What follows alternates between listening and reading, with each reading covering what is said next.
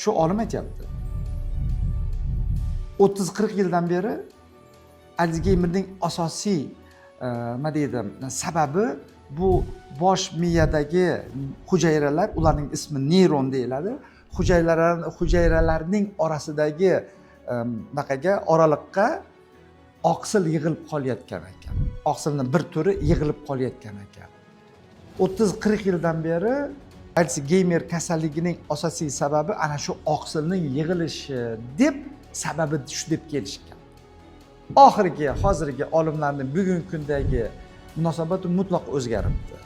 Ya'ni shu oqsilning bosh miyada yig'ilishiga bizning turmush hayotimiz ta'sir qilyapti. Shu sabab deyapti. Bizning kundalik hayot tarzimiz ta'sir qilyapti deb xulosa chiqaryapti. Telefon nomerlarini bilmaymiz, telefonga kirgizib qo'yganmiz, bo'ldi. Yoddan eslay olmaymiz. Yaqinlarimizning telefon nomerini ham to'lig'ini. Ya'ni telefoningiz yo'qolib qolsa, даже ko'chadan turib, birovning telefon olib telefon qila olmaymiz, chunki esda yo'q. Hammasi nima keragi bor? Telefon eslaydi-ku deymiz.